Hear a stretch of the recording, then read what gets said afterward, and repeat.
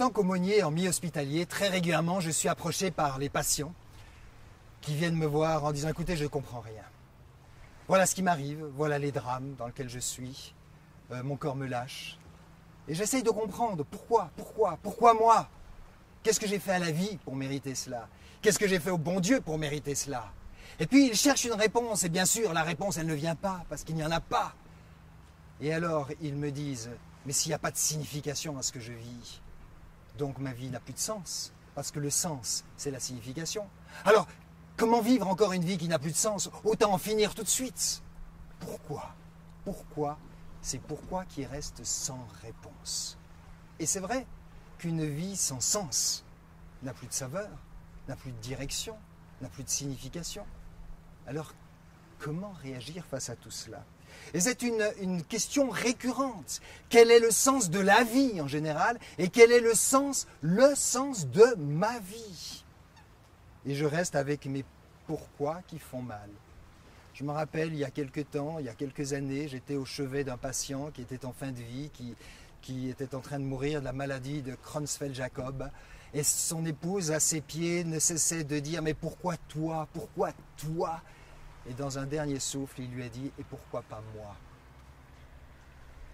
Trouver le sens, c'est-à-dire la signification, eh bien, souvent, cette quête fait encore plus mal que la question elle-même. Alors que dire et que faire? Et ma question c'est, est-ce qu'il faut absolument trouver des réponses? Et bien souvent je dis, il faut renoncer à trouver les réponses.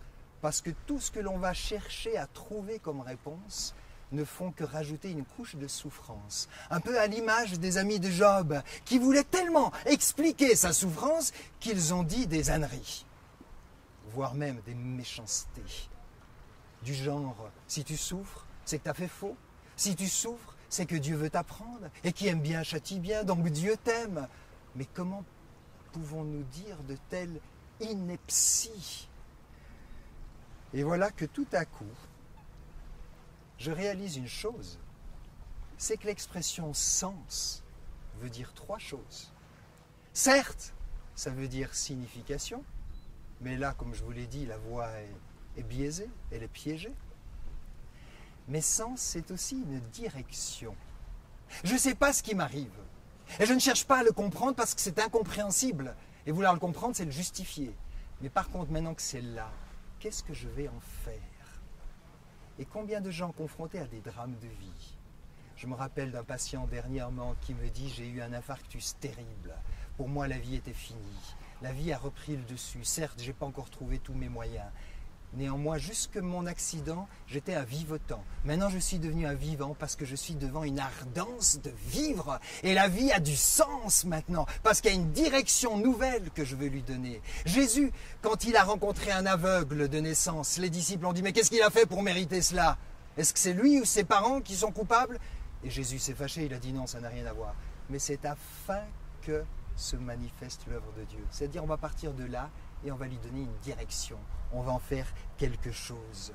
Et puis il y a une troisième dimension que nous ouvre le sens. C'est non seulement la signification et la direction, mais c'est aussi la saveur. Et si le sens de la vie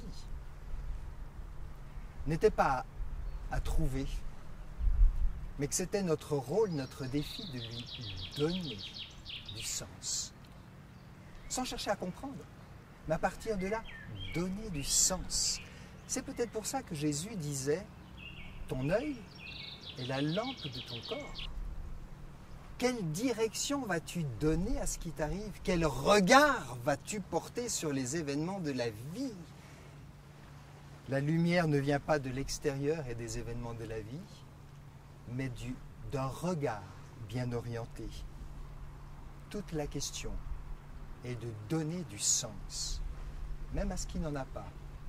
Donner du sens plutôt que de trouver du sens.